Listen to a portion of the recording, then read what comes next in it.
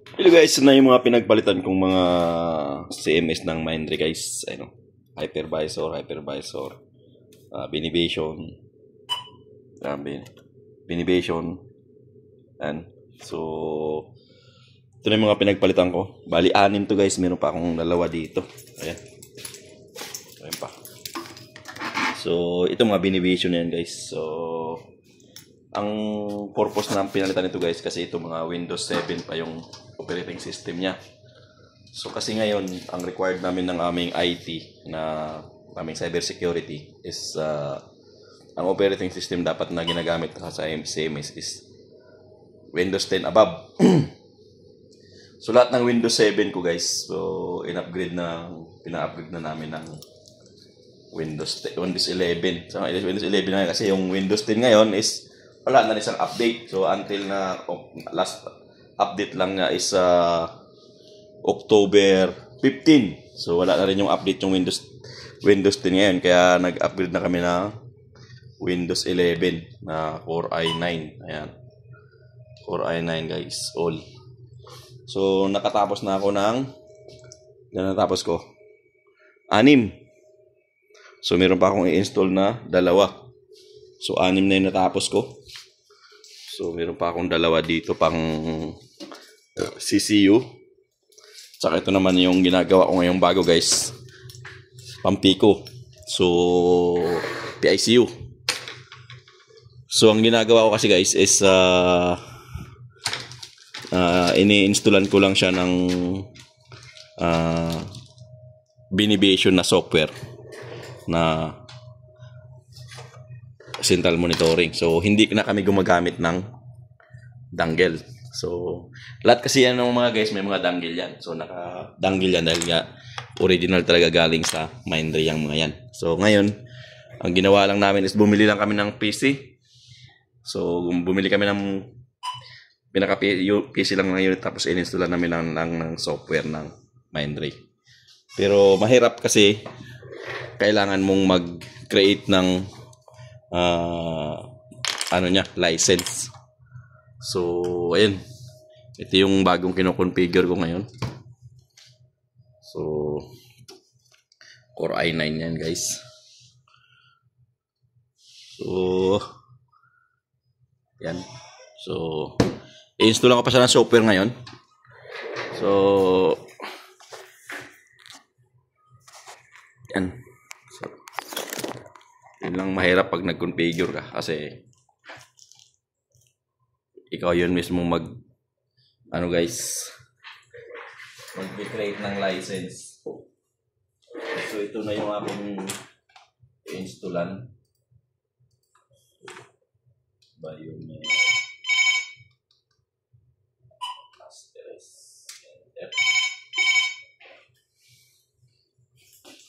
So ito yung USB ko ng software. So i-install ko lang. Nandito naka-install yung aming software ng guys, ng Mindray. So may tumatawag lang.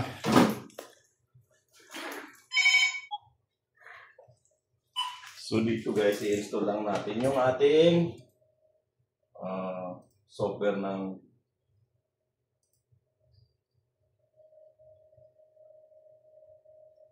download picture USB. So ayan yung Benivation natin. So install lang natin to.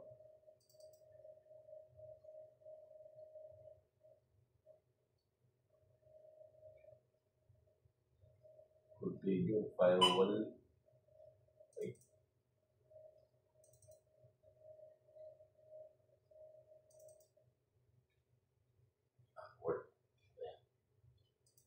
So hindi yan. Sana yung aking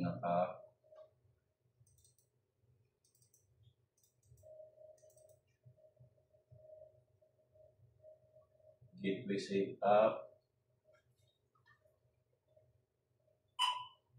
central station setup guys. So central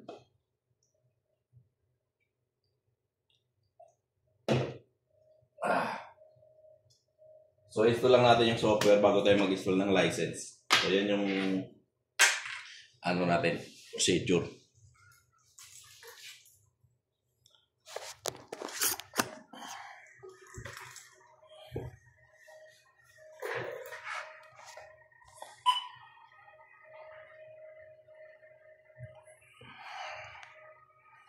So, yes lang natin yan. So, ito yung ating software. I-install yung sa USB. So, English. Okay. Next. Next. Next.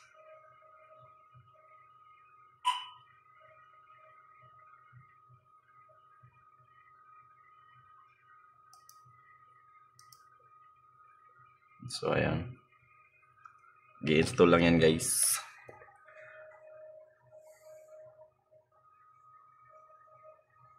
So, antayin lang natin matapos yan, guys, yung ating installation. So, yan, malapit na matapos, guys. So, medyo matagal-tagal ang installation, mga medyo 2 minuto.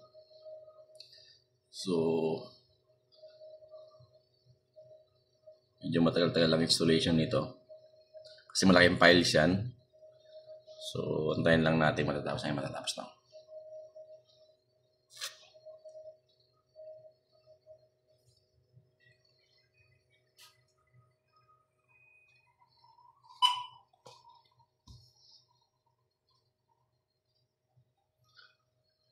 So, ayan guys.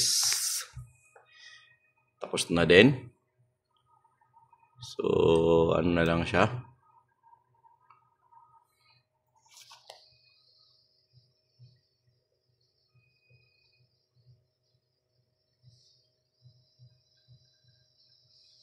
Tayo lang natin mag-okay. Ayan guys, so nag-restart na siya. After ng installation ng software guys, automatic mag-restart yan. So ayan, nag-restart na siya.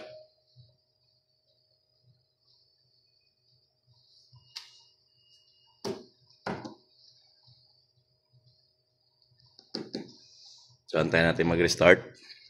Ayan. Oh. So,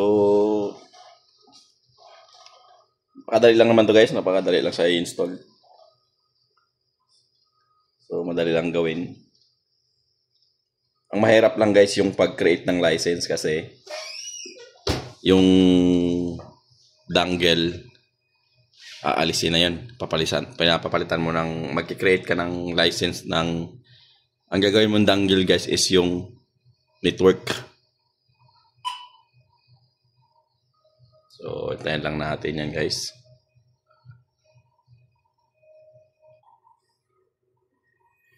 So, naka-install na ang ating CMS. So, ayan o. So, ayan na. Ayan na yung CMS natin guys. Ngayon guys, pag binuksan mo yan, ayan o. Pag binuksan mo natin yung CMS na yan, yan. Hahanapan ka ng dongle, softdog. Ayan o. Cannot find the USB softdog. Kaya kailangan mo nang mag-create ng license. So, pag in-okay mo kasi yan guys, mamamatay yung system. Pag in-okay mo yan, mag-shutdown yan guys. So, kailangan mo ng license. So, yung license ko guys nandito. So, USB. So, remove this. Ito yung license ko guys. Kailangan ko lang i-extract. Extract ko muna siya. Extract ko lang. Kasi naka-zip file pa yan. So, kailangan mo lang i-extract. So, ayun na guys. So, ayun na yung license ko. Close mo lang. So, ito na yung na-extract na license. Ito na yung kakopy paste mo guys. Copy. So, taka dun sa this piece. Remove OS nya. Dito sa OS. So, i-paste mo lang to dyan guys. So, i-paste mo lang yan dyan. Ayan. Paste mo lang yung license.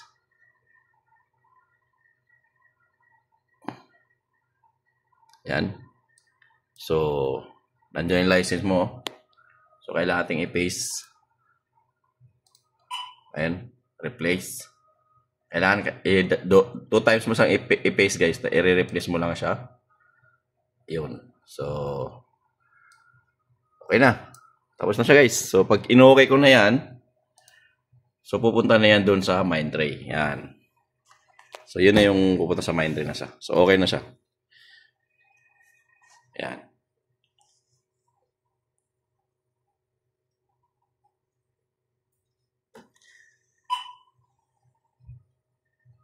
So, kibali guys, ang ating ginawang soft dog niya is yung ating network card. So, yung ating, ito. Nakakunin ako sa internet eh. Ito. Software natin. Ito to, network. So, tanggalin ko lang siya. Kasi nakakunin ako sa internet. So, yan, nakakakunin sa internet yan guys doon. So, ngayon guys, so, i-configure ko siya ng ang gagawin ko dito? Ang gagawin ko dito guys is tapos na. So, ang gagawin ko na lang, i-copy ko muna yung ating license. Kasi pag nawala yung ano nito, pag nag-format ka guys, kailangan mo ng license. So, punta ka dito sa factory. Ayan. So, ang password lang naman niya is 3328888. 3328888. Okay. So, exit Windows lang tayo guys. Yan. Exit Windows muna tayo. So, mag naka-exit Windows ka na guys.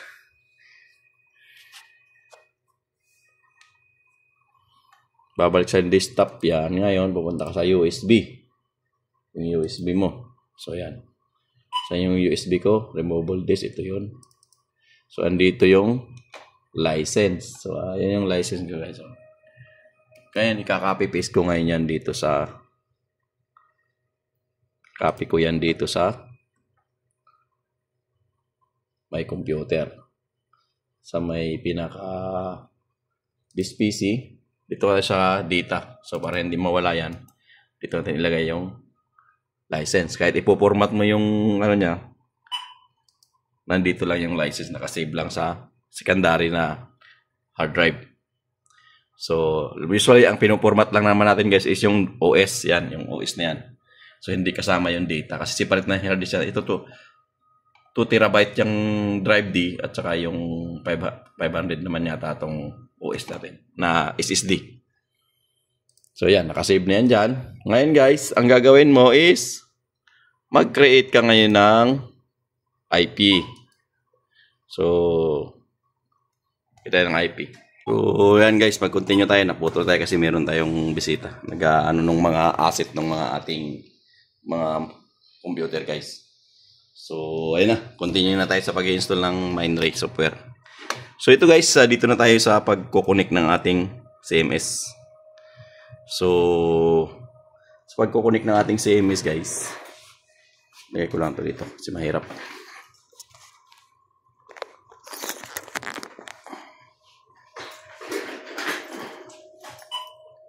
So, dito,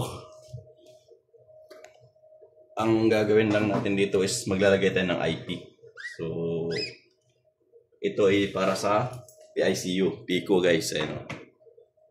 So, ito yung aming machine is, yung CMS natin is para to sa pediatric ICU. So, central monitoring. So, ang gagawin natin guys, gagawa tayo ng maglalagay tayo ng IP. So actually may IP na yung meron tayong CMS doon, yun nga yung ating luma na CMS. So gagayahin lang natin yung kanilang IP address doon. So dito nakasulat naman yung ating IP address. So ayan, Pico. So ang IP address niya is 172.18.13.190. So yan yung IP address niya. So gagawin mo is pupunta ka lang dito sa network settings. So ito tayo dito sa right click lang natin to, network internet settings. So punta lang tayo dito sa proxy, VPN. So dito tayo sa internet.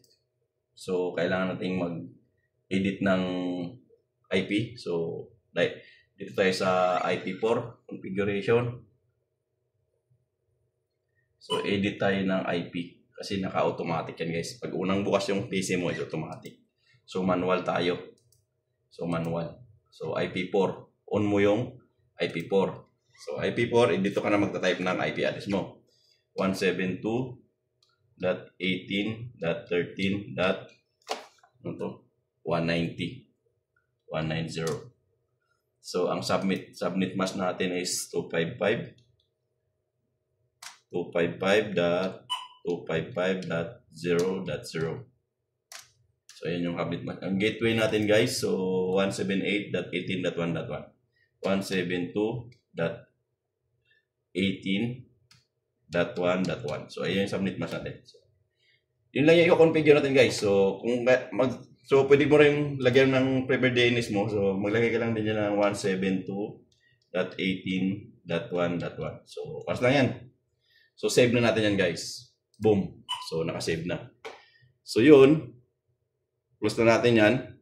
So, makita mo naman, nandito na yung IP address natin na edited. Ayan o. So, kita mo na. So, i-close na natin yan. Ngayon, i-connect natin yung ating monitor. So, i-connect din natin yung ating network. So, naka-connect yung ating network. Tanggalin ko natin yung ating USB. So, ngayon guys, pupunta tayo dito sa ating, kung napapansin mo guys, naka-connect yan sa aking switch. Nasa ilalim yung switch ko. Yun, no? Yung Cisco switch ko nga ginagamit sa ilalim.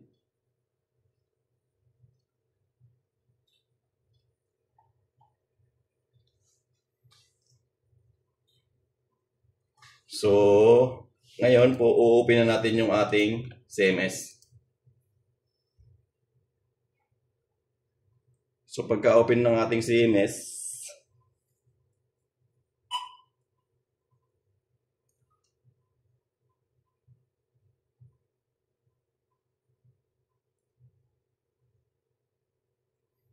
nag-open na siya. So, i-configure mo lang sa network configuration. So, nakikita mo naman yon, hardware disconnected. So, punta ka lang sa system, network. So, ayan, network niya. Network.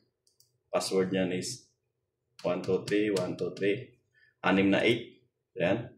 So, punta ka sa IP address. Kung napapansin mo guys, na kanal. So, nakanal yung ano natin, IP. So, kaya i-connect mo lang sa 172.18.13.190. So, 190 kasi itong ating IP address dito. So, ayan. So, 190 na yan. So, local IP address din. Gawin mo na yung 190. So, yan. Kung meron kang master guys, so tulad ng in-install ko dun sa ICU, na nasa ICU, na mayroon kaming master na CMS doon sa doctor. So, lagyan mo ng master IP address para communicate yung nasa nursing station. So, ito, hindi nakakonect kasi nasa Pico lang to. So, okay na yan. So, wala tayong gateway. So, central station. So, ayun.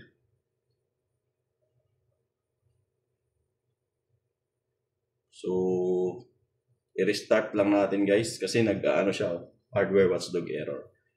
So, tingnan muna natin bakit nag-watchdog error yan. Shutdown muna natin.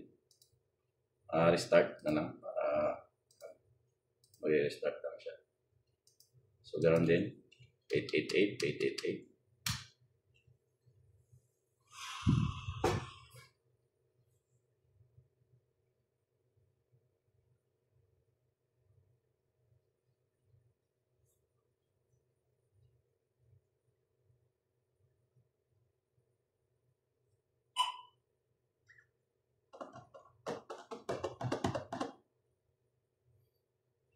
So, restart na tayo guys.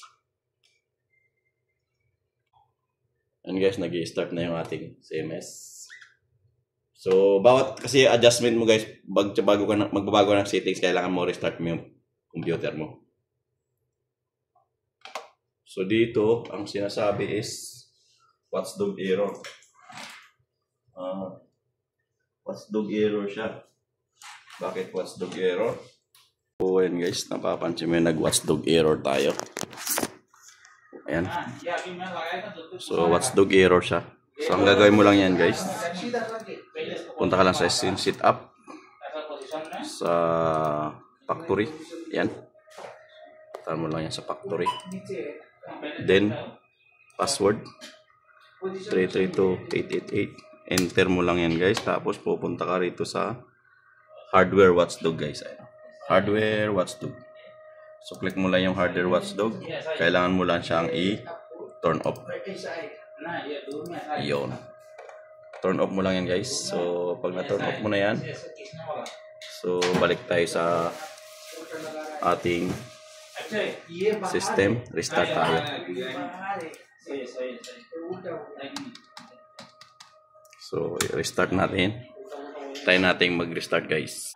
So, yan, guys. Ni-restart natin. So, wala na yung ating error na watchdog.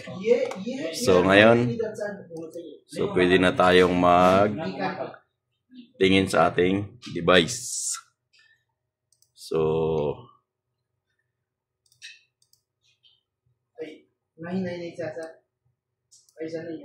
device list. Device. Ayan, sa device list. Wala. So, i-connect natin yung ating isang monitor dito, guys. Meron tayo isang monitor na connect dyan. So, naka-network.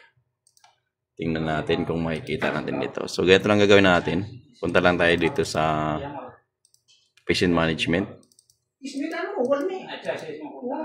Cancel lang natin yan. Network. So,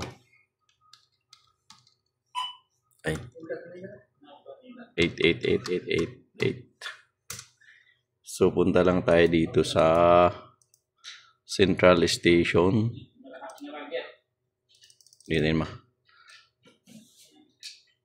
Ay, hindi. Bid authorization pala. Dito tayo sa device management. So, ayun, guys. So, may nakita tayo isang patient device management. So, hindi siya ma-connect natin sa ano, guys, hindi pa natin siya ma-connect yan sa ating central. Yan, hindi pa natin ma-connect. Kasi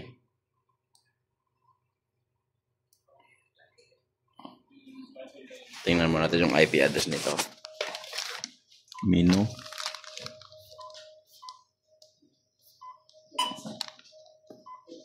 Maintenance. User maintenance. 1, 2, 3, 4. Enter. Uy. Ano bang maintenance ito?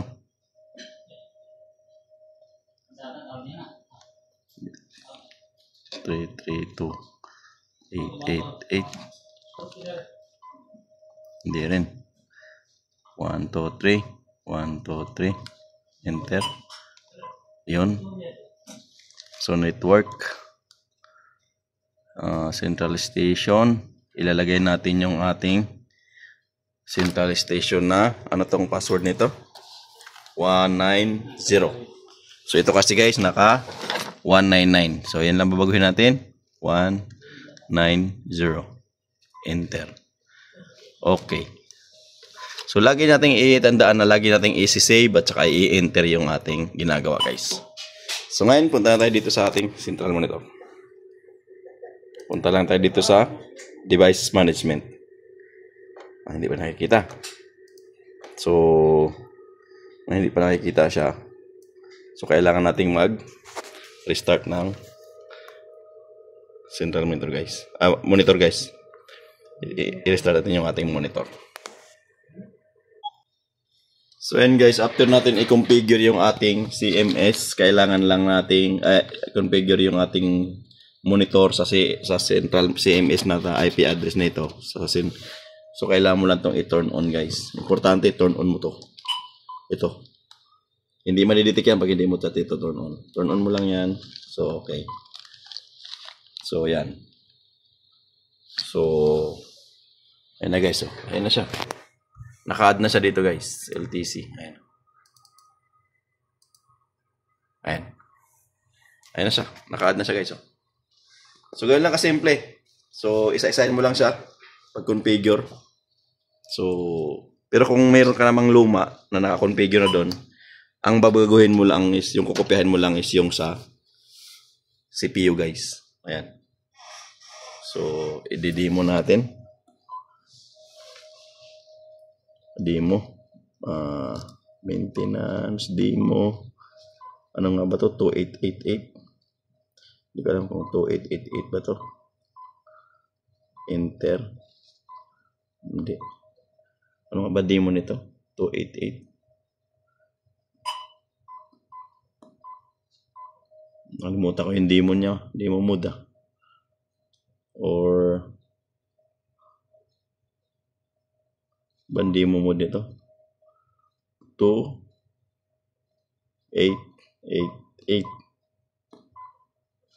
Kalimutan ko na. So, ang demo mode pala nito guys is 2088. Enter. Okay. So, yan yung demo mode ng password. Ayan. So, naka-demo mode na ako guys. So, yan pasok na sa ating central monitor. Ayan.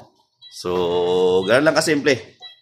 So, pag nag-configure ka at saka pag installation, siguro aabutin ka lang ng mga kalahating oras o palagay mo na isang oras. Ayan. Mako-configure mo na lahat yan. So, ayan guys. Swabe na, nakakunik na. So, ganun lang. Ganun lang tayo mag-configure ng ating central monitor na hindi na tayo gumagamit ng dongle. So, parang, ano yan guys? Kawang gawa lang natin yan guys. Wala nang dangle-dangle yan. So, ganun lang kasimple. So, kung meron kayong mga PC monitor na Mindray, pwede mo siyang gawing central monitor na bibili ka na lang ng ordinary PC.